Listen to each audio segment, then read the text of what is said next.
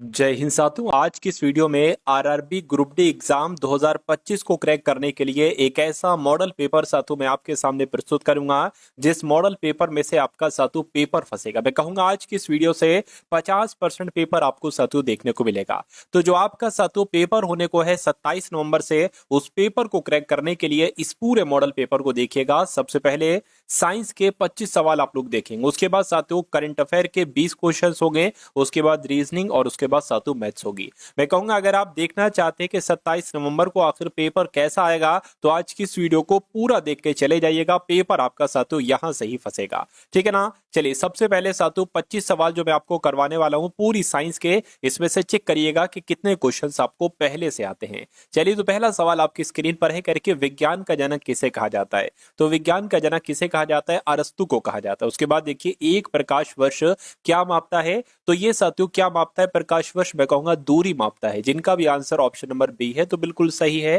करके विद्युत विभवांतर की एसआई इकाई क्या है मुझे बताइए। तो विद्युत विभव की अगर बात करें साथियों देखिए वा से हो जाएगा विभवांतर और वा से हो जाएगा वोल्ट, यानी कि विद्युत विभव की एसआई इकाई जो है वो वोल्ट है। आंसर आपका डी होगा। करके ध्वनि किसके माध्यम से यात्रा नहीं कर सकती। देखिए ध्वनि को यात्रा करने के लिए कोई माध्यम चाहिए, अब चाहे वो माध्यम ठोस हो, द्रव हो, गैस हो। कुल मिला के साथियों ये निर्वात की अगर बात करें, निर्वात में ये यात्रा नहीं करती है ध्वनि, ये ठोस द्रव गैस में साथियों यात्रा कर सकती है। तो आंसर आपका ए होगा। उसके बाद देखिए पृथ्वी तक सूर्य की किरणें पहुंचने में लगभग कितना समय लगता है। तो लगभग आपसे पूछा गया है, मैं कहूंगा साथियों लगभग 8 मिनट का समय लगता है। आंसर आपका सी होगा। उसके बाद देखिए कह रहे कि सूर्य के प्रकाश में कितने रंग होते हैं, तो मैं कह सकता हूं आपको भी याद रखना है सूर्य के प्रकाश में सातों 7 रंग होते हैं। नेक्स्ट नंबर का सवाल है, निम्नलिखित में से कौन भूकंप की तीव्रता को दर्ज करने के लिए उपयोग किया जाता है। क्या आपका जवाब होगा, मैं कहूंगा आपका जवाब साथियों सिस्मोग्राफ हो जाएगा कि सिस्मोग्राफ ही भूकंप की तीव्रता को दर्ज करता है। आंसर आपका ए जाएगा। अगला देखिए निम्नलिखित में से किस वैज्ञानिक ने केवलर का आविष्कार किया था। तो जिनके नाम में साथियों केवलर टाइप से कुछ आया हो वही आपका आंसर होगा। कोवलेक आपका जवाब होगा, यानी कि स्टेफनी लुइस कोवलेक इनका नाम है और इन्होंने ही साथियों केवलर का आविष्कार किया था। आंसर आपका बी होगा। उसके बाद देखिए डायनामाइट की बात चल रही है, डायनामाइट का आविष्कार किसके द्वारा किया गया था। तो मैं कहूंगा साथियों इनका नाम क्या है, साथियों इनका नाम अल्फ्रेड नोबेल है और इन्होंने डायनामाइट का आविष्कार किया था। आंसर आपका ए होगा। कह रहे कि मेंडलीव की आवर सारणी में 36 पंक्तियों को निम्नलिखित में से क्या कहा जाता है। तो इसको पता साथियों आवर्त कहा जाता है। क्या कहा जाता है, ये परीक्षा में सवाल आपकी आएगा ग्रुप डी के एग्जाम में, इसलिए आप लोग इसको याद रखेंगे। उसके बाद देखिए करके जेट हवाई जहाजों में प्रयुक्त होने वाला ईंधन कौन सा है। तो कौन सा ईंधन इस्तेमाल किया जाता है, मैं कहूंगा कैरोसिन इस्तेमाल किया जाता है। कैरोसिन यानी कि ऑप्शन नंबर सी आपका जवाब हो जाएगा। उसके बाद देखिए साथियों अगले नंबर का सवाल आपकी स्क्रीन पर है, यानी कि पर्यावरणीय प्रदूषण का मुख्य कारण इसका उपयोग होता है। तो किसका उपयोग होता है, जीवाश्म ईंधन का उपयोग होता है, यानी कि पर्यावरणीय प्रदूषण का मुख्य कारण जो है वो जीवाश्म ईंधन है। आंसर आपका ए जाएगा। न्यूट्रॉन की खोज सातु किसके द्वारा की गई आपसे पूछा जा रहा है। तो न्यूट्रॉन की खोज सातु चैडविक के द्वारा की गई, जिनका भी आंसर ऑप्शन नंबर ए था पहले से, तो आंसर आपका बिल्कुल सही है। एटम बम का सातु आविष्कार किसके द्वारा किया गया था। तो इनका नाम रॉबर्ट जे ओपेनहीमर है और इन्होंने ही सातु एटम बम का आविष्कार किया था। राइट आंसर आपका ए है, तो बिल्कुल सही है। कह रहे कि किसको, इनमें से किसको कोशिका की प्रोटीन की फैक्ट्री के रूप में जाना जाता है। तो मैं कह सकता हूं जो राइबोसोम होता है ना, राइबोसोम सा, तो इसको कोशिका की प्रोटीन की फैक्ट्री के रूप में जाना जाता है। आंसर आपका ए जाएगा। कह रहे कि साइटोलॉजी के बारे में बताइए, साइटोलॉजी किसे कहा जाता है, किसके अध्ययन को, कोशिका के अध्ययन को, जीवाणु के अध्ययन को, फंगस या पादप, मैं कहूंगा कोशिका के अध्ययन को साइटोलॉजी के नाम से जाना जाता है। उसके बाद देखिए डीएनए मुख्य रूप से कोशिका के गोल्जिकाए में संग्रहित रहते हैं। क्वेश्चन बहुत इंपॉर्टेंट है साथियों आपके एग्जाम वाला। मैं कहूंगा गोल्जिकाए नहीं, कोशिका द्रव नहीं, प्लाज्मा झिल्ली नहीं, केंद्रक आपका जवाब होगा, क्योंकि डीएनए मुख्य रूप से कोशिका के केंद्रक में संग्रहित रहता है। आंसर आपका डी जाएगा। उसके बाद देखिए माइटोकॉन्ड्रिया शब्द किसके द्वारा दिया गया था, आपसे बताना है साथियों। तो आपको ध्यान रखना है साथियों इनका नाम है कार्ल बेंडा और इनके द्वारा ही साथियों माइट्रोकॉन्ड्रिया शब्द का साथियों जो है ना, इसका जो शब्द है किसके द्वारा दिया गया, कार्ल बेंडा के द्वारा दिया गया माइट्रोकॉन्ड्रिया शब्द। उसके बाद देखिए साथियों नेक्स्ट नंबर का क्वेश्चन है, कह रहे कि टमाटर में कौन सा विटामिन होता है। तो मैं कह सकता हूँ टमाटर में तो विटामिन सी पाया जाता है। उसके बाद देखिए संतरे में कौन सा विटामिन पाया जाता है या क्या चीज होती है, मैं कहूंगा इसमें भी साथियों विटामिन सी पाया जाता है, संतरे में बहुतायत मात्रा में। उसके बाद देखिए नींबू का खट्टा स्वाद इनमें से किसकी उपस्थिति के कारण होता है?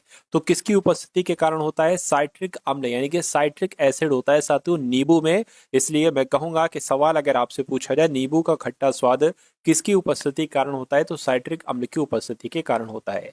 निम्नलिखित में से किस ब्लड ग्रुप को बॉम्बे ब्लड ग्रुप कहा जाता है? ये क्वेश्चन बहुत इंपॉर्टेंट है साथियों, परीक्षा में आपकी आएगा। तो आपको यहाँ पर साथियों ये ध्यान रखना है कि डबल एच ग्रुप, क्या इस ग्रुप का नाम है? डबल एच ग्रुप इस ग्रुप का नाम है, यानी कि एच ग्रुप जो है ना, इसको बॉम्बे ब्लड ग्रुप के नाम से जाना जाता है। रक्त समूह प्रणाली की खोज किसके द्वारा की गई थी? तो साथियों किसके द्वारा की गई थी? कार्ल लैंडस्टीनर के द्वारा की गई थी। राइट आंसर आपका ऑप्शन नंबर डी होगा। उसके बाद देखिए साथियों अगले नंबर का सवाल आपकी स्क्रीन पर है, कह रही कि एक किताब पढ़ते समय पुस्तक और आंख के बीच की आवश्यक न्यूनतम दूरी कितनी होनी चाहिए? तो कितनी दूरी साथियों, मैं कहूंगा 25 सेंटीमीटर है। अगर 25 सेंटीमीटर तक किताब है तो आपको बिल्कुल क्लियर दिखेगा। देखिए कह रहे निम्नलिखित में से कौन से विटामिन की कमी से रतौंधी रोग होता है जो मानव में पूर्ण दृष्टिहीनता का कारण बनता है? तो अगर आपका जवाब विटामिन ए है तो मैं कहूंगा आपका जवाब बिल्कुल सही है। साथियों देखिए अब आपके जैसे कि साइंस के 25 सवाल आते हैं, आप सभी को पता है ग्रुप डी एग्जाम में, तो 25 सवाल अब आपने देखे। अब साथियों मैं आपको करवाने वाला हूं 20 पूरे टॉप लेवल के, यानी कि अभी की अगर बात करें 2025 की अगर बात करें 2025 के लास्ट 6 मंथ्स के जो सबसे इंपॉर्टेंट क्वेश्चंस बनते हैं जो परीक्षा में आपके आने वाले हैं साथियों 20 क्वेश्चन, वो मैं आपको करवाने वाला हूं। और उसके बाद हम लोग रीजनिंग देखेंगे और मैथ्स देखेंगे। तो सबसे पहले इन 20 क्वेश्चन के करंट अफेयर के आंसर्स को देख लीजिए, ये परीक्षा में आपकी पूछे जाएंगे।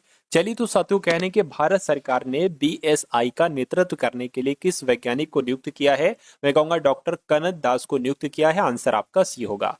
उसके बाद देखिए किस देश के फुटबॉलर सर्जियो बुस्केट्स ने 20 साल के फुटबॉल करियर के बाद संन्यास की घोषणा कर दी है? तो पूछा जाएगा ये कौन से देश के हैं, तो ये तो सातों स्पेन देश के हैं, फुटबॉलर खिलाड़ी हैं, सर्जियो बुस्केट्स इनका नाम है। और 20 साल के काम के बाद, फुटबॉल करियर के बाद इन्होंने संन्यास की घोषणा कर दी है। किस राज्य के लिए 500 नई अटल टिंकरिंग लैब की घोषणा हुई है? तो किस राज्य के? मैं कहूंगा जम्मू कश्मीर आपका जवाब हो जाएगा। उसके बाद देखिए अगस्त 2025 में अमेरिका को भारत का स्मार्टफोन निर्यात कितने प्रतिशत बढ़ा है? तो कितने प्रतिशत बढ़ा है साथियों? 48%, यानी कि 148% साथियों हो चुका है। राइट आंसर आपका ऑप्शन नंबर बी होगा। किसने कृषि मीडिया पुरस्कार 2025 जीता है? तो इनका नाम साथियों अमशी प्रसन्न कुमार है और इन्होंने ही साथियों कृषि मीडिया पुरस्कार 2025 जीता है। किसने आयुर्वेद आहार उत्पादों के लिए लाइसेंसिंग पोर्टल लॉन्च किया है? तो लाइसेंसिंग पोर्टल की अगर बात करते हैं साथियों फसाई यानी कि FSSAI के द्वारा साथियों लॉन्च किया गया है। उसके बाद देखिए करके ISSF जूनियर विश्व कप कहां पर शुरू हुआ है? तो ये साथियों पता कहां पर शुरू हुआ है? ये नई दिल्ली में शुरू हुआ है, ये आपको यहाँ पर याद रखना है, नई दिल्ली आपका जवाब हो जाएगा। उसके बाद देखिए अगला सवाल है, कह रही कि शीतल देवी ने विश्व तीरंदाजी पैरा चैंपियनशिप 2025 में कौन सा पदक जीता है? तो इन्होंने साथियों रजत पदक जीता है। राइट आंसर आपको ऑप्शन नंबर बी होगा। उसके बाद देखिए साथियों अगला सवाल है कि किस देश ने 31 मार्च 2026, डेट ध्यान रखिए 31 मार्च 2026 यानी कि अगले साल तक चांदी के आयात पर प्रतिबंध लगा दिया है? तो ये काम किस देश ने किया है? ये काम साथियों अपने भारत देश ने किया है, ये बात आपको याद रखना है। उसके बाद देखिए अगला सवाल है, कह रही कि जूनियर विश्व रैंकिंग में शीर्ष पर पहुंचने वाली पहली भारतीय जूडो खिलाड़ी साथियों कौन बन चुकी हैं? तो इनका नाम हिमांशी टोकस हैं और ये जूनियर विश्व रैंकिंग है, वे शीर्ष पर पहुंचने वाली पहली भारतीय जूडो खिलाड़ी बन चुकी हैं। राइट आंसर आपका ऑप्शन नंबर सी होगा। उसके बाद देखिए अगला सवाल है, कह रही कि भारतीय वायुसेना के MiG-21 लड़ाकू विमानों को विदाई देने का समारोह ये साथियों कहाँ आयोजित हुआ है? तो ये चंडीगढ़ में आयोजित हुआ है, ये आपसे पूछा जाएगा। उसके बाद देखिए कह रही कि PM नरेंद्र मोदी ने किस राज्य की 75 लाख महिलाओं को 10-10 हजार रुपए हस्तांतरित किए हैं? तो क्या आपका जवाब होगा? मैं कहूंगा बिहार राज्य आपके सवाल का जवाब हो जाएगा, यानी कि नरेंद्र मोदी ने बिहार राज्य की 75 लाख महिलाओं को 10-10 हजार रुपए हस्तांतरित किए हैं। ये क्वेश्चन बहुत इंपॉर्टेंट है, आपको याद रखना चाहिए। उसके बाद देखिए अगला सवाल है आपकी स्क्रीन पर, आपसे पूछा जा रहा है कि विदेश मंत्री डॉक्टर एस जयशंकर ने कहा FIPIC विदेश मंत्रियों की बैठक की मेजबानी की है। तो इन्होंने साथियों ये मेजबानी न्यूयॉर्क देश में की है, सॉरी न्यूयॉर्क शहर में की है। राइट आंसर आपका जाएगा सी के साथ।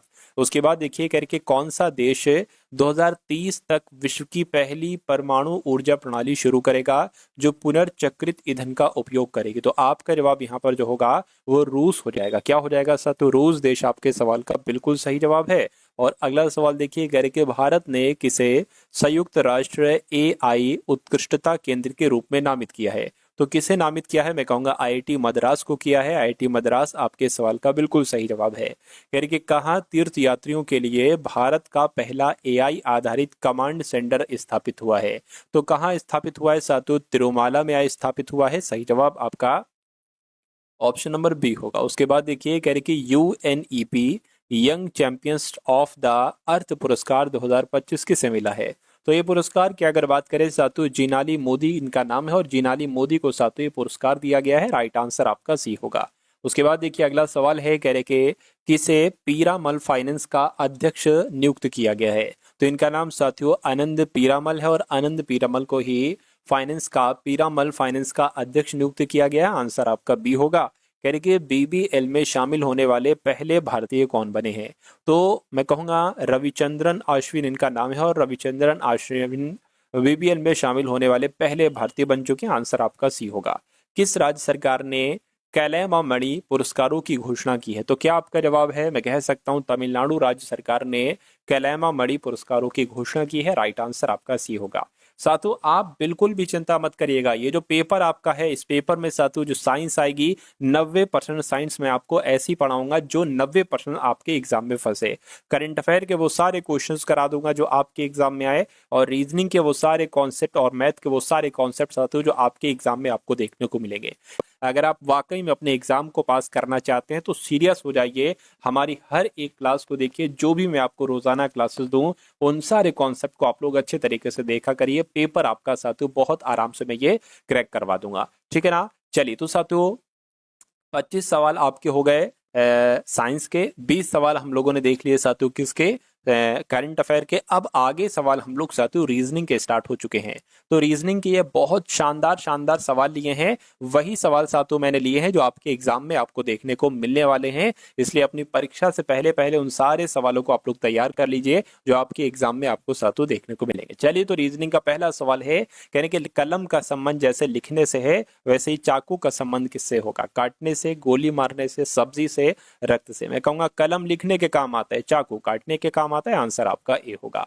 अगला देखिए कहा जा रहा है साथियों आपसे यहाँ पर कि जैसे ये लिखा हुआ है TSQ से JHG बनाया गया है वैसे ही LTM से यहाँ पर कौन से 3 लेटर बनाए जा सकते हैं?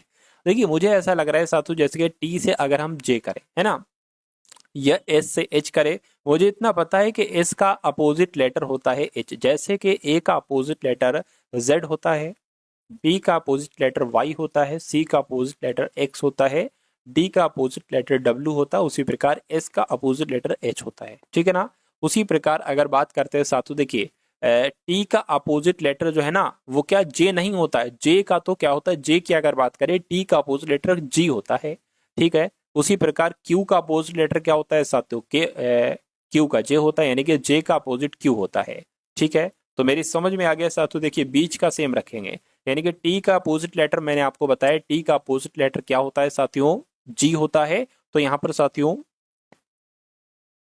अच्छा अब सबसे पहले साथियों यहां पर जो आएगा ना देखिए T की अगर बात करें तो यहां पर आ जाएगा आपका G आ जाएगा। सबसे पहले T का अपोजिट लेटर जो होता है वो G होता है। L की अगर बात करें देखिए मैं आपको बता देता हूं LOVE है ना, और MN में आपको बता देता हूं M का अपोजिट N और N का अपोजिट M होता है।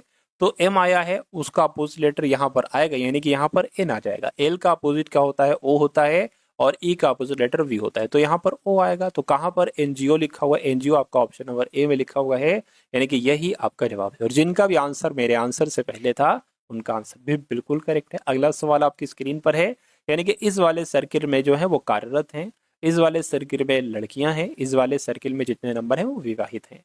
आपसे यहाँ पर साथियों पूछा जा रहा है कि नीचे दी गई आकृति का अध्ययन करें और उस क्षेत्र की पहचान करें जो लड़कियां जो कि कार्यरत हैं लेकिन अविवाहित का प्रतिनिधित्व नहीं करती हैं। यानी कि अगर बात करते हैं साथियों, अविवाहित का प्रतिनिधित्व नहीं करती हैं।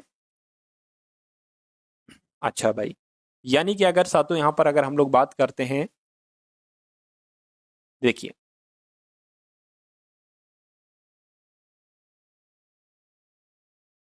यानी कि लड़कियां भी हों और वो कार्यरत भी हों, तो आंसर आपका जो होगा वो इसमें से होगा। और कह रहे हैं कि कार्यरत लड़कियां भी हों और कार्यरत भी हों, तो आंसर आपका इसमें से। लेकिन अगर बात करें अविवाहित होना चाहिए, अविवाहित प्रतिनिधित्व करती हैं। अच्छा, ये तो विवाहित है, यानी कि आंसर आपका इसमें से नहीं हो सकता, क्योंकि ये विवाहित वाला है, वो अविवाहित होना चाहिए। मैं कहूंगा सिर्फ और सिर्फ 2 नंबर ऐसा है जो कि लड़कियां हैं, कार्यरत लड़कियां हैं लेकिन विवाहित नहीं है, यानी कि अविवाहित हैं। तो मैं कहूंगा 2 नंबर आपका जवाब हो जाएगा। और 2 नंबर कौन से ऑप्शन में है? ऑप्शन नंबर सी वाले में है।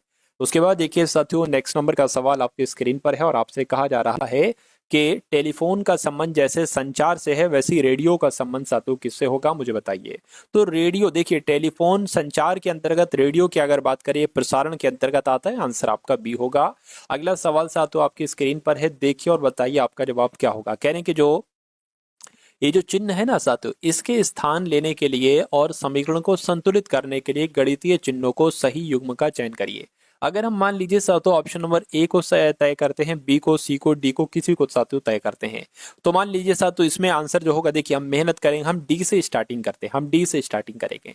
तो सबसे पहले 96 है, 2 है साथियों, उसके बाद अगर बात करें यहाँ पर क्या है साथियों, यहाँ पर 20 है, और फिर 2 है, और फिर 174। अगर हम ऑप्शन नंबर डी वाले से स्टार्टिंग करते हैं तो सबसे पहले गुणा आ जाएगा, उसके बाद माइनस आ जाएगा, उसके बाद प्लस आ जाएगा, उसके बाद बराबर आ जाएगा। यानी कि आपको इस पूरी को कैलकुलेट करना है। अगर 174 आ जाता है तो ये हमारा बिल्कुल सही जवाब हो जाएगा।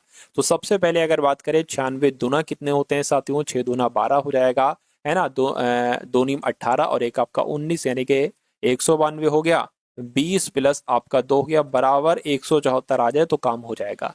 192 में से साथियों 20 जाएगा तो कितना बचेगा, मैं कहूंगा 172 बचेगा। अब अगर बात करते हैं यहाँ पर ये प्लस का आ जाएगा, 2 बराबर 174, बिल्कुल 172 प्लस 2 174 हो गया, यानी कि 174 बराबर 174 आ चुका है। तो मैं कहूंगा ये वाला हमने सबसे पहले चेक किया था और यही वाला हमारा जवाब हो गया।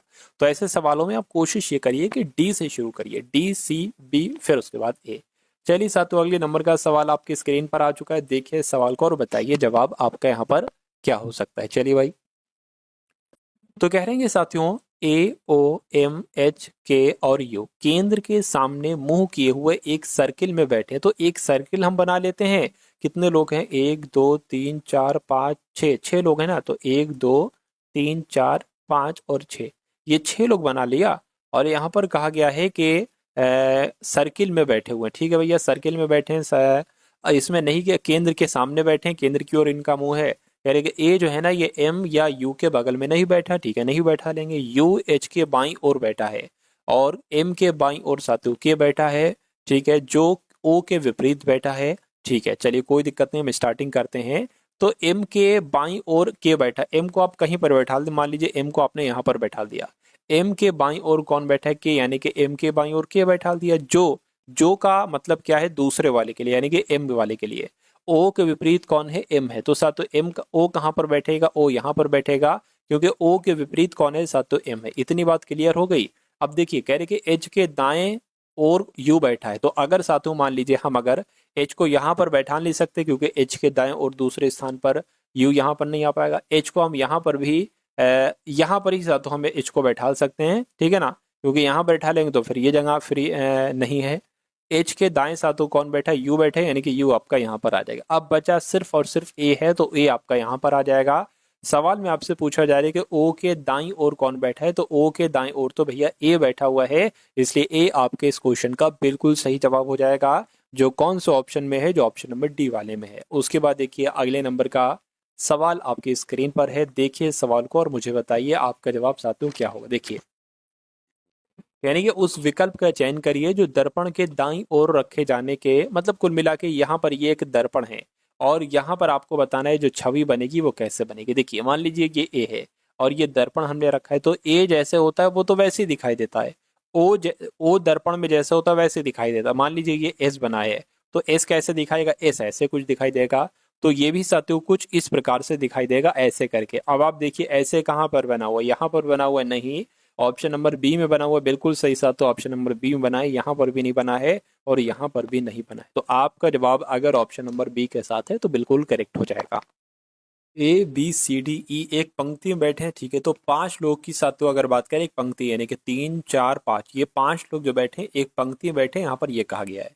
उसके बाद साथियों अगर बात करते हैं यहाँ पर क्या कहा जा रहा है अगली लाइन में, अगली लाइन में कहा जा रहा है कि सी जो है ना ये डी और ए के बीच में है, ई ना तो अंत में है और ना ही डी के बगल में है, डी के बगल में भी नहीं है, और बी बाईं ओर है जो अंतिम है। अच्छा बी जो है ना ये बाईं ओर है जो अंतिम है, ठीक है, कोई दिक्कत नहीं साथियों, बी बाईं ओर है जो अंतिम है। अच्छा मतलब एक तरीके से अगर बात करें बी की अगर बात करें, ये बी आपका यहाँ पर आ जाएगा, ये बाईं ओर, बी बाईं ओर है जो अंतिम है, ठीक है भैया।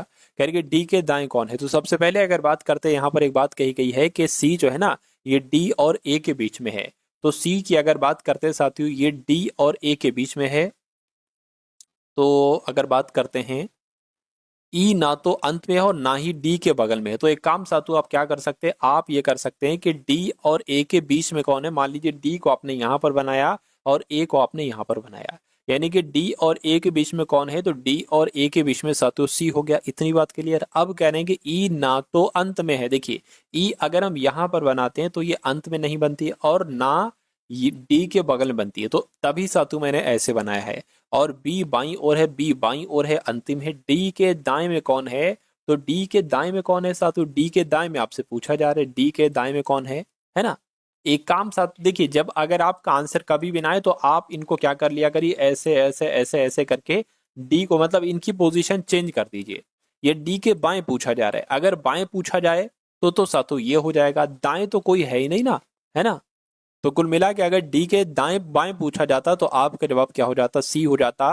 बाकी सब सही। मैं ये बता रहा था कि ऐसे आप बना सकते हो डी सी ए ई और बी। तो डी के दाएं कौन है सातु, देखिए डी के दाएं सी है तो सी आपका जवाब हो जाएगा। उसके बाद देखिए अगले नंबर का सातु सवाल आपके स्क्रीन पर है। आपसे कहा जा रहा है कि 4 शब्द दिए गए हैं जिनमें से 3 किसी तरह से समान है जबकि एक अलग है, उस अलग वाले का आपको चयन करना है, बताइए। तो स्कार्फ, दस्ताने, धूप चश्मा, स्वेटर। देखिए अगर बात करते हैं साथियों स्कार्फ, दस्ताने और स्वेटर, ये सब ठंड में काम आने वाली चीजें हैं, जबकि धूप चश्मा इंसान गर्मी में पहनता है। तो सबसे अलग जो होगा ऑप्शन नंबर सी वाला हो जाएगा। उसके बाद देखिए अगले नंबर का सवाल आपकी स्क्रीन पर है, कह रही कि 81 है, 100 है, उसके बाद 121 है, तो यहाँ पर कौन सा नंबर आएगा। देखिए मुझे ये लग रहा है, लग क्या रहा है और है भी सातु 9 का स्क्वायर है, ये 10 का स्क्वायर है, ये आपका 11 का स्क्वायर है।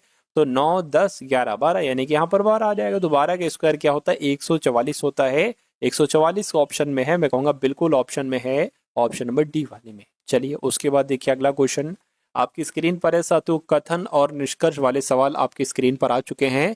और ये सवाल सातु आपका एग्जाम में आते आते हैं 2 सवाल ही आपके आएंगे, ठीक है ना। अब देखिए कथन आपके सामने है और उसके बाद निष्कर्ष आपके सामने है। सभी शंख खाल हैं, तो सभी शंख जो है, मान लीजिए साथियों शंख जो है ना ये हो गए और सभी शंख खाल हैं, तो सभी के सभी शंख हमने खाल बना दिए। कहने के कोई खाल बिल्ली नहीं है, तो कोई खाल क्या बिल्ली नहीं, कट का निशान हमने यहाँ पर लगा दिया कि आपको पता लग जाए कि हाँ भाई कोई खाल बिल्ली नहीं है, तो कोई बिल्ली खाल भी नहीं हो सकती और कोई शंख नहीं हो सकता और कोई बिल्ली शंख भी नहीं हो सकती। तो निष्कर्ष देखिए और बताइए कौन सा निष्कर्ष सही है गलत है। कोई शंख बिल्ली नहीं, बिल्कुल कोई शंख बिल्ली नहीं है, कोई बिल्ली शंख नहीं है, आपका सही हो जाएगा पहला वाला। कुछ खाल शंख है, कुछ खाल शंख है, बिल्कुल इतनी खाल शंख है, तो ये आपका सही हो जाएगा, यानी कि दोनों ही सही है। और ऐसा कहां पर लिखा हुआ, ऐसा आपका ऑप्शन नंबर सी में लिखा हुआ है। उस विकल्प का चयन करिए जो तीसरे पद से उसी प्रकार संबंधित है जिस प्रकार दूसरा पद पहले पद से संबंधित है। यानी कि यहाँ पर साथ आपको कुछ नंबर दिखाई दे रहे हैं, जैसे कि 4 8 9 6, 4 8 9 6 से 9 6 से 3 7 8 5 बनाएंगे, तो उसी प्रकार 7 8 5 4 से 7 5 2 से यहाँ पर कौन से 4 नंबर बन पाएंगे। देखिए मुझे यहाँ पर देखकर ऐसा लग रहा है कि 4 से 3 हुआ यानी कि 1 घटाया गया, 8 से 7 हुआ है, 9 से 8 हुआ है, 6 से 5 हुआ है, 1 1 घटाया जा रहा है। तो इसमें 1 घटाओगे 7 तो क्या आ जाएगा 6, 8 में 1 घटाओगे 7 आ जाएगा, 5 में घटाओगे 4 आ जाएगा, 2 में घटाओगे 1 आ जाएगा, यानी कि 6741 कहाँ पर लिखा हुआ है, ऑप्शन नंबर बी में लिखा हुआ है। तो जिनका आंसर ऑप्शन नंबर बी है तो बिल्कुल सही है। अगला सवाल आपकी स्क्रीन पर है, कह रहे कि -1, 2, 7, उसके बाद कौन सा नंबर आएगा ये आपको बताना है। देखिए -1 है, उसके बाद 2 है, उसके बाद 7 है, उसके बाद कौन सा नंबर आएगा और उसके बाद 23 आना चाहिए और फिर सातों 34 आना चाहिए। तो चलिए देखते हैं सातों कैसे इसमें क्या। देखिए अगर हम 2 से 7 पर जाएं तो यहाँ पर सातों 5 प्लस किया गया और 23 से 34 पर जाएं तो 23 से 34 में सातों 11 प्लस किया गया है। अच्छा अगर -1 से, देखिए अगर 1 से 2 पर जाते, 1 से 2 पर जाते तो 1 प्लस किया जाता, लेकिन अगर -1 से जाएं तो सबसे पहले प्लस वाला 1 आएगा, फिर प्लस वाला साथियों 2 आएगा, यानी कि कुल मिला के यहाँ पर मैं कहूंगा साथियों कितने प्लस किए गए हैं, मतलब -1 से इनके बीच में साथियों एक क्या आ जाएगा, 0 भी आ जाएगा, यानी कि -1 और फिर साथियों 0 आ जाएगा, फिर आपका +1 आएगा और फिर आपका +2, यानी कि कुल मिला के इस प्रकार यहाँ पर बीच में 3 नंबर हैं। तो पहले साथियों 3 नंबर, फिर 5 नंबर बढ़ाएगा और फिर कितने बढ़ाए जाने, मेरे हिसाब से 7 बढ़ाए जाने चाहिए और फिर कितने बढ़ाए जाने, 9, तभी यहाँ पर फिर 11 आ पाएगा। तो 7 में 7 प्लस करोगे 14 आ जाएगा, 14 में 9 प्लस करोगे 23 आ जाएगा। अगर 14 ऑप्शन में है तो 14 आपके सवाल का बिल्कुल करेक्ट आंसर हो जाएगा, और जिनका भी आंसर ऑप्शन नंबर ए है तो मैं कहूंगा आंसर आपका बिल्कुल सही है। नेक्स्ट नंबर का सवाल आपकी स्क्रीन पर देखिए सवाल को और बताइए आपका जवाब क्या होगा। कह रहे कि जिस प्रकार कोल्ड यानी कि COLD को GSPH लिखा जाता है, उसी प्रकार NOT को कौन से 3 लेटर के रूप में सातु लिखा जा सकता है। देखिए यहाँ पर अगर बात करें जैसे कि C 3 पर होता है, O 15 पर होता है, L 12 पर होता है, D 4 पर होता है, G 7 पर होता है, S 19 पर होता है, P 16 पर होता है, H 8 पर होता है।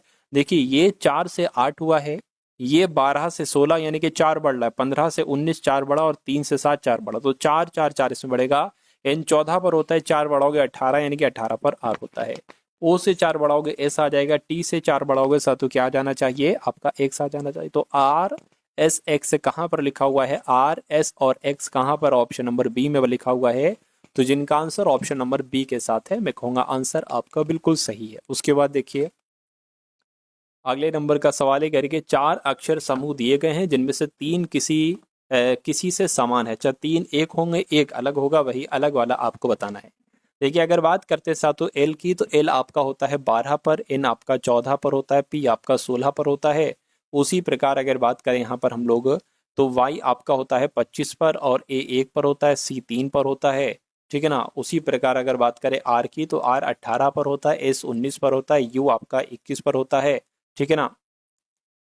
और उसी प्रकार सी जो होता है 3 पर होता है, ई 5 पर होता है और जी आपका 7 पर होता है। यहाँ पर देखिए क्या क्या कितना कितना साथियों बढ़ रहा है, ठीक है ना। देखिए यहाँ पर 2 बड़ा और 2 बड़ा, यानी कि इन सब में 2 2 बड़ा इसमें भी 2 बड़ा और इसमें भी 2 बड़ा, ये 25 पर होता है। देखिए y के बाद z और z के बाद a, तो 2 बड़ा, इसमें 1 बड़ा और फिर इसमें साथियों 19 20 21 2 बड़ा, यानी कि इसमें 1 बढ़ रहा है एक जगह पर, तो ये अलग है। इसमें भी 2 बड़ा, इसमें भी 2 बड़ा, यानी कि सबसे अलग जो होगा वो हमारा ऑप्शन नंबर सी हो जाएगा, और जिनका ऑप्शन नंबर सी आंसर है तो बिल्कुल सही है।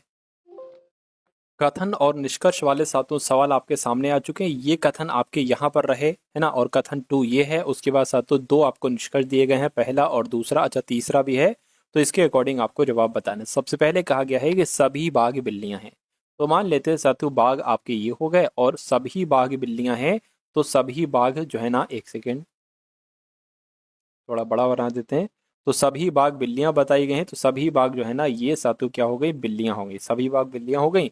उसके बाद कहेंगे सभी बिल्लियां मार्जरीय हैं, तो सभी बिल्लियां जो है ना वो मार्जरीय हो गई। अब निष्कर्ष को पढ़िए और बताइए कौन सा सही है कौन सा आपका यहाँ पर गलत है। तो कह रहे हैं कि कह रहे हैं कि कुछ मार्जनीय बाघ हैं, तो कुछ मार्जनीय बाघ है बिल्कुल सही, इतने मार्जनीय बाघ हैं, ये आपका पहला सही हो जाएगा।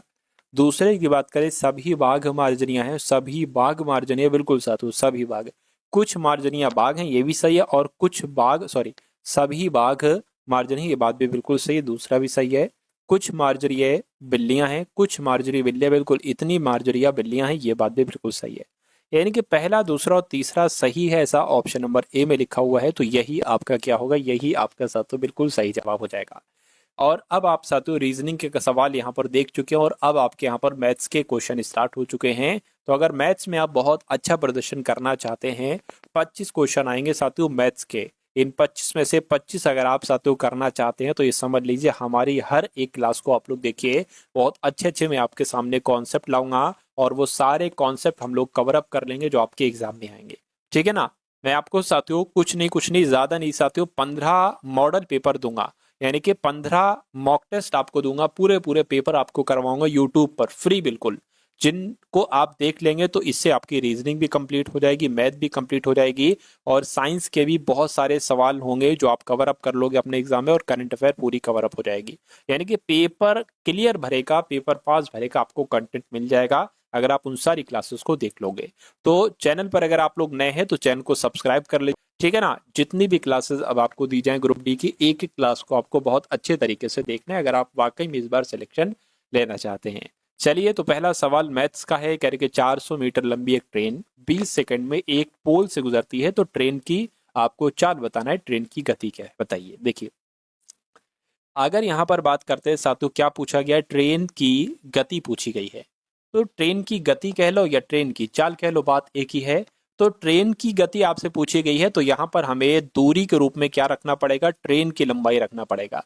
ये हो गई आपकी दूरी, क्या हो गई, ट्रेन की लंबाई ही दूरी हो गई। और समय की अगर बात करें तो यहाँ पर हमें समय रखना पड़ेगा। तो साथियों ट्रेन की लंबाई कितनी है, 400 मीटर है, 400 मीटर लंबाई ट्रेन की है, तो ये दूरी हो गई। समय की अगर बात करें 20 सेकंड है, तो ये 20 से कट होगा साथियों, कितना आ जाएगा, ये आपका 20 आ जाएगा। ठीक है ना। यानी कि ट्रेन की गति कितनी निकली, 20 मीटर प्रति सेकंड निकली। लेकिन यहाँ पर किलोमीटर प्रति घंटे में तो मैं आपको बता देता हूँ कि कभी भी अगर कोई गति है, कोई चाल है, ये मीटर प्रति सेकंड में, इसको किलोमीटर प्रति घंटे बदलना है तो आप हमेशा साथियों 18/5 से गुणा कराएंगे। ठीक है ना। लेकिन अगर कोई चाल किलोमीटर प्रति घंटे में दी गई है, उसको मीटर प्रति सेकंड में बदलना है तो उसको हमेशा 5/18 से गुणा कराएंगे। तो इसको खैर कैलकुलेट करते हैं और ट्रेन की गति निकाल लेते हैं किलोमीटर प्रति घंटे में। 5 चौक आपका 20 हो जाएगा, 18 चौक आपका 72 हो जाएगा, यानी कि 72 किलोमीटर प्रति घंटा ये ट्रेन की गति आएगी। और ऐसा कहाँ लिखा है, ऐसा ऑप्शन नंबर बी में लिखा हुआ है। अच्छा, किलोमीटर प्रति घंटा में इसको 5/18 से अगर आप गुणा कराओ तो मीटर प्रति सेकंड में चाल आ जाएगी, तो 20 आपका जवाब हो जाएगा। खैर, नेक्स्ट नंबर का सवाल आपकी स्क्रीन पर है, देखिए इस सवाल को और बताइए आपका जवाब क्या हो सकता है। बताइए, आपसे कह रहे कि 27 वस्तुओं की लागत 18 वस्तुओं के क्रय मूल्य के समान है, तो लाभ बताइए। कभी भी अगर आपसे कहा जाए कि भैया इतने वस्तुओं की लागत मूल्य इतने वस्तुओं की विक्रय मूल्य के बराबर है, तो आप लिखेंगे 27 गुणा लागत मूल्य, क्या 27 गुणा लागत मूल्य बराबर 18 है ना, 18 गुणा विक्रय मूल्य, 18 गुणा विक्रय मूल्य।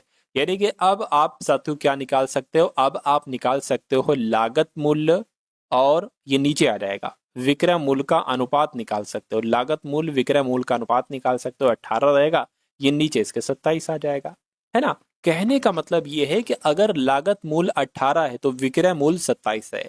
यानी कि कोई चीज आपको 18 रुपए की पड़ी है और आप उसको 27 रुपए में बेच रहे हैं, तो साफ साफ आपको लाभ कितना हो रहा है, 9 रुपए का आपको लाभ हो रहा है।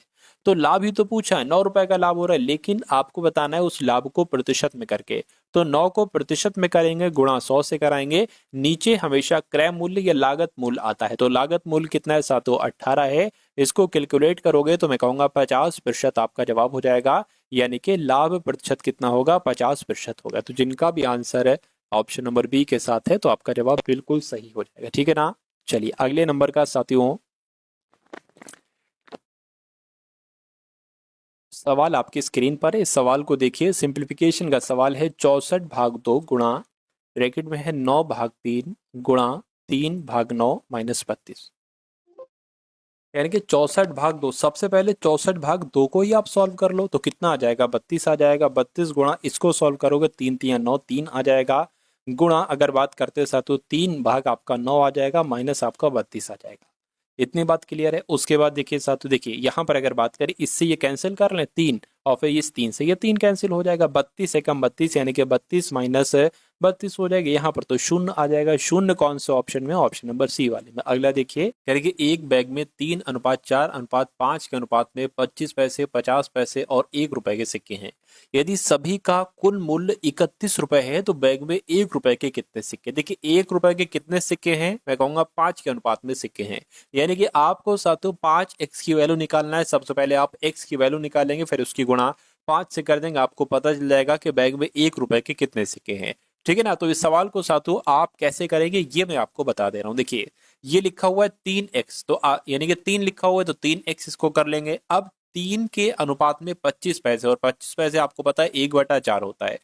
देखिए 1 रुपया ये होता है, 50 पैसा होता है 1/2, और जो 25 पैसा होता है वो 1/4 होता है। इसकी गुणा आप कराओगे 3x की गुणा कराओगे 1/4 से, 1/4 होगा, इसको प्लस कर दोगे, प्लस लिख दिया आपने। फिर 4x लिखा हुआ है, यानी कि 4 लिखा हुआ है 4x कर दिया, और 50 पैसे ना 50 पैसों का 1/2 लिखते हो तो गुणा आप इसकी 1/2 लिख दो, ये प्लस कर दोगे। उसके बाद ये आपका 5x आ जाएगा। इस सवाल देखिए ये सवाल ऐसे ही आता है और हमेशा आपको ऐसे ही करना होता है। ये 1 रुपए को आप ऐसा लिखते हो तो इसकी गुणा 1 से कर दोगे। जब आप इन सब को जोड़ते हो ना तो निकल कर आता है 31। इन सभी का कुल मूल्य 31 है, यानी कि बराबर सातों यहाँ पर 31 आ जाएगा। इतनी बात आपको समझ में आ गई। देखिए अब 3x की गुणा 1 से होगी तो 3x/4 ये आपका हो जाएगा। ये आपका कितना हो जाएगा, ये आपका अगर बात करते हैं, देखिए 2 एकम 2, या एक काम करिए यहाँ कट कर लीजिए, कोई दिक्कत नहीं। 2 एकम 2, 2 यानी कि ये आपका 2x हो जाएगा। तो 2x आपका ये हो गया, प्लस आपका 5x ये हो गया, बराबर कितना आ गया सातों 31 आ गया। इतनी बात क्लियर है, ठीक है, कोई दिक्कत नहीं है। अब यहाँ पर अगर बात करें, अब देखिए इसको आप कैलकुलेट करा लीजिए, कोई दिक्कत नहीं। 1 की गुणा 3x से कराओगे तो 3x आपका हो जाएगा, 4 दूना 8 ये आपका 8x हो जाएगा। ठीक है ना। और ये क्या आ जाएगा, ये आपका 4 आ जाएगा यहाँ पर, और आपका ये क्या हो जाएगा 5 से 5x हो जाएगा, ये बराबर 31 हो जाएगा। ये एक काम करिए, पहले आप डायरेक्ट इसको ही करा लीजिए। क्या, जैसे कि ये आपका कितना था, ये आपका 2x था, ठीक है ना, और ये 5x था, तो ये 7x हो जाएगा। तो ये 3x/4 हो गया, प्लस आपका ये 2x और 5x बोले तो 7x हो गया, बराबर आपका 31 हो गया। इसके नीचे 1 मान लीजिए, अब क्रॉस मल्टीप्लाई करा दीजिए तो ये आपका 3x हो जाएगा, 7 चौक 28, ये आपका 28x हो जाएगा, बटे 4 आ जाएगा, बराबर आपका 31 आ जाएगा। अब इस 4 की गुणा इस 31 से हो जाएगी, और 28 3 कितना हो जाएगा 31 हो जाएगा, यानी कि 31x बराबर 31 गुणा आपका 4 हो जाएगा। देखिए इस 31 से ये 31 आपका कैंसिल हो जाएगा, बचेगा क्या, x बराबर आपका 4 बचेगा। तो 1 रुपए के कितने सिक्के हैं, मैं कहूंगा 1 रुपए के भैया 1 रुपए के जो ना 5 सिक्के हैं, तो 5x की वैल्यू आपको निकालना है, x बराबर 4 है, यानी कि 5 गुणा 4 आ जाएगा, तो ये 20 होता है। तो 1 रुपए के कितने सिक्के हैं, मैं कहूंगा 20 सिक्के हैं। 20 कहाँ पर लिखा हुआ है, ऑप्शन नंबर बी में लिखा हुआ है। तो जिनका आंसर यहाँ पर ऑप्शन नंबर बी के साथ है, तो आपका आंसर यहाँ पर बिल्कुल करेक्ट हो जाएगा। अगला सवाल देखिए, आपसे कहा जा रहा है कि 5 प्रतिवर्ष की दर से 360 रुपए का साधारण ब्याज 72 होने में कितना समय लगेगा।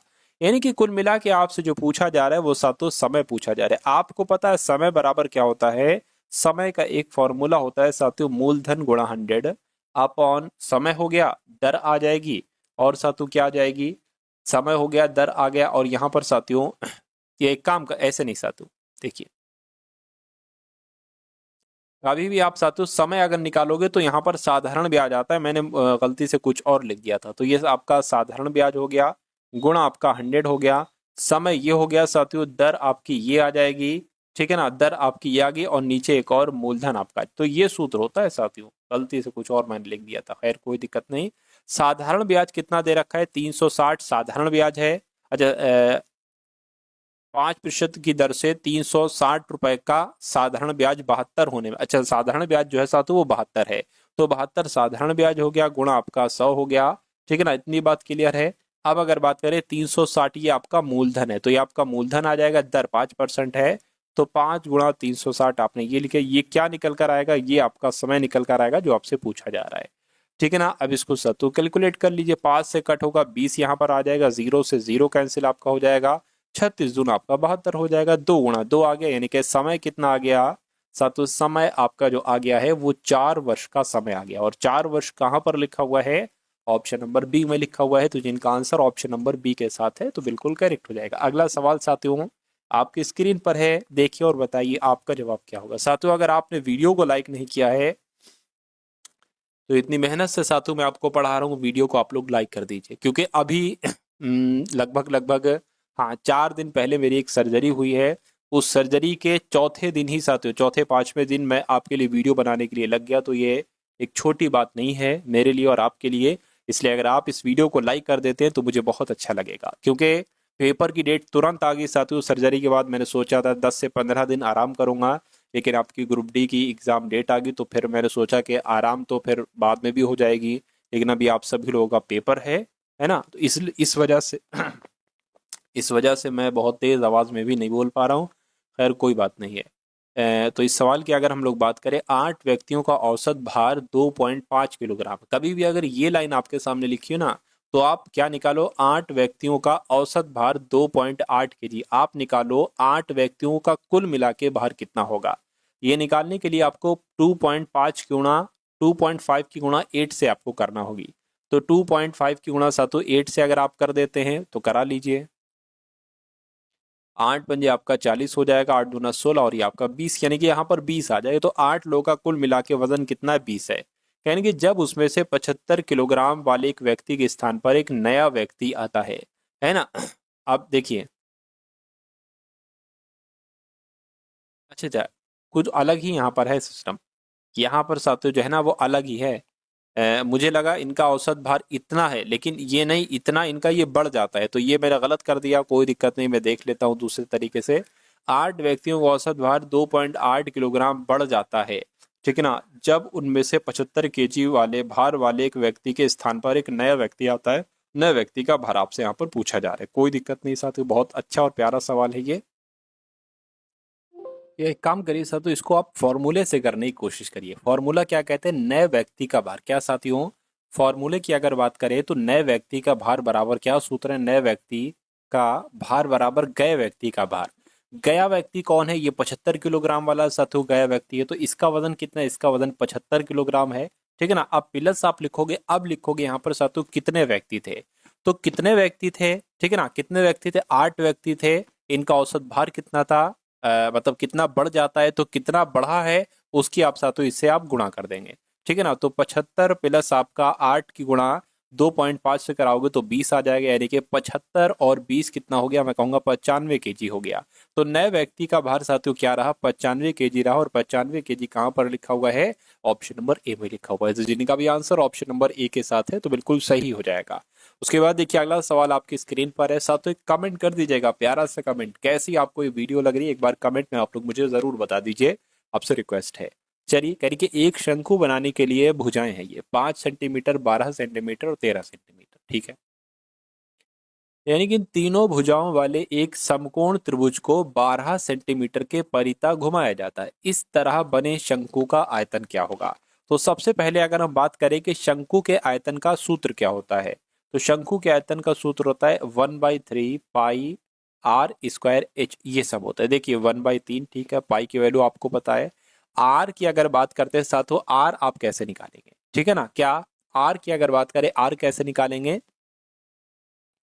चलिए कोई दिक्कत नहीं है। तो यहाँ पर शंकु के ऐसे बनेगा, ये भी मैं आपको बता देता हूँ। ये आपका शंकु हो गया। ये जो आपकी ये ऊंचाई है ना, ये ऊंचाई आपकी कितनी दे रखी है साथों, ये आपकी 12 दे रखी है, ये आपकी ऊंचाई है, ठीक है ना, 12 सेंटीमीटर की आपकी ऊंचाई हो जाएगी, ठीक है ना। चलिए कोई दिक्कत नहीं है।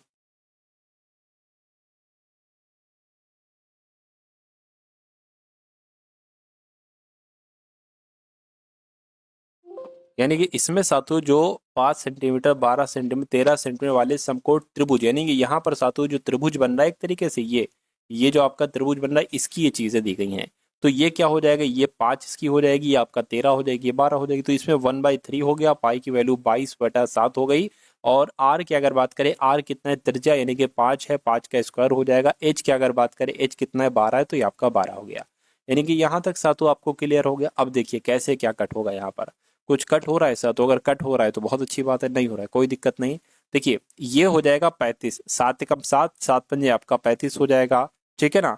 अब अगर बात करते हैं सर तो कैसे क्या कट होगा, 3 से कट होगा, ये 4 आ जाएगा, 4 पंजे 20, यानी कि 20 गुणा आपका 22 आ चुका है।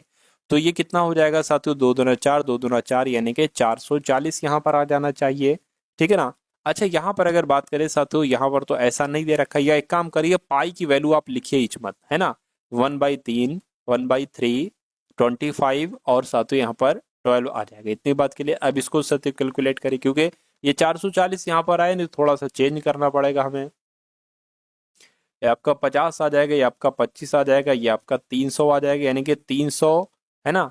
तो 300 का 300 की भाग 3 से करेंगे, है ना, 300 की भाग 3 से करेंगे तो सातु 100 आएगा, और 100 कहाँ पर लिखा हुआ है, 100 आपका ये 100 पाई होगा, 100 पाई सेंटीमीटर कहाँ पर लिखा हुआ है, ऑप्शन नंबर डी में लिखा हुआ है। तो ये आपका क्या है, ये आपके इस क्वेश्चन का बिल्कुल सही और सटीक जवाब हो जाएगा।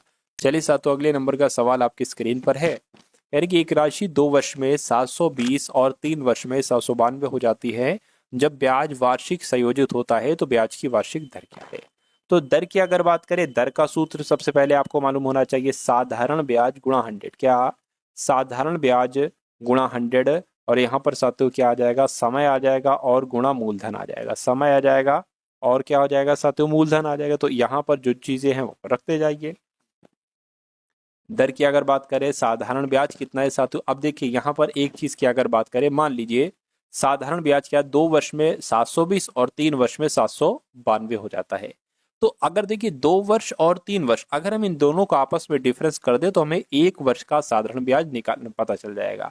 तो 792 में से 720 को घटा दीजिए तो कितना आएगा, 72 आएगा। यानी कि 1 वर्ष का क्या समय, 1 वर्ष का साधारण ब्याज 72 गुणा 100। मूलधन की अगर बात करें, अब यहाँ पर एक चीज आप देखिए, अब यहाँ पर साथियों मूलधन की बात की गई। मूलधन कितना है साथियों, है ना, मूलधन की अगर बात करें साथियों 720 यहाँ पर मूलधन है, ठीक है ना, ये बात क्लियर है। अब इसको आपको क्या करना है, कुछ नहीं कैलकुलेट करना है। देखिए 0 से 0, 72 से 72, बचा क्या 10, यानी कि दर क्या आ जाएगी, 10% की दर आ जाएगी। और ऐसा कहाँ पर लिखा हुआ है, ऐसा आपका ऑप्शन नंबर सी में लिखा हुआ है। नेक्स्ट नंबर का सवाल है और आज की इस वीडियो का अंतिम क्वेश्चन आपकी स्क्रीन पर है। कह रहे कि 120 पुरुष 30 दिनों में 720 किलोग्राम चावल की खपत करते हैं, 90 पुरुष कितने दिनों में 270 किलोग्राम की खपत कर सकते हैं। देखिए साथियों 120 लोग हैं, 30 दिनों में कितनी खपत करते हैं, 720 किलोग्राम की खपत करते हैं। तो कहने के 90 पुरुष, ठीक है, 90 पुरुष कितने दिनों में, मैं कहूंगा इतने दिनों में, दिन की जगह पर दिन ही लिख दिया। 270 किलोग्राम की खपत करेंगे तो इसको साथ आप कैलकुलेट कर लीजिए, ठीक है ना। देखिए इस जीरो, देखिए जो बराबर के नीचे होगा वो कट जाता है, इस जीरो से आपका ये जीरो कैंसिल हो जाएगा। 3 से करे तो 3 दूना 6, 3 चौक 12, 3 से करे 3 नीम 27, ठीक है ना, 3 3 9 हो जाएगा, 3 7 21, 3 8 24 हो जाएगा, है ना। अब अगर साथियों बात करते हैं, देखिए अब ये 3 की गुणा इससे हो जाएगी, यानी कि 120 गुणा 30 गुणा 3 और बराबर क्या आ गया 8 की गुणा इससे। ये एक काम करेंगे, 8 तो नीचे का नीचे ही है, ये 90 भी इधर ले आइए। 90 अगर आप इधर ले आएंगे तो इधर सिर्फ और सिर्फ दिन बचेगा, जो कि आपका यहाँ पर इसको कैलकुलेट करने के बाद साथियों वैल्यू आपके सामने आ जाएगी। इसको कैलकुलेट कर डालिए साथियों, कैसे कैलकुलेट होगा ये मैं आपको बता। देखिए 30 से कम 30, 30 तियां हो गया, इस 3 से आपका ये 3 कैंसिल हो जाएगा। इसको कैलकुलेट कर लीजिए, 8 एकम 8 हो जाएगा, 4 जाएगा 40 हो गया, 8 पंजे 40 हो जाएगा, यानी कि 15 दिन आपका जवाब आ जाएगा। यानी कि 90 पुरुष 15 दिनों में 270 किलोग्राम की खपत कर सकते हैं। राइट आंसर जिनका ऑप्शन नंबर डी के साथ है, तो मैं कहूंगा आंसर आपका बिल्कुल करेक्ट भाई, बहुत बढ़िया, वेरी गुड क्लास। तो साथियों कैसी लगी आपको ये वीडियो, एक बार आप इस वीडियो के सेक्शन में जरूर बताइएगा।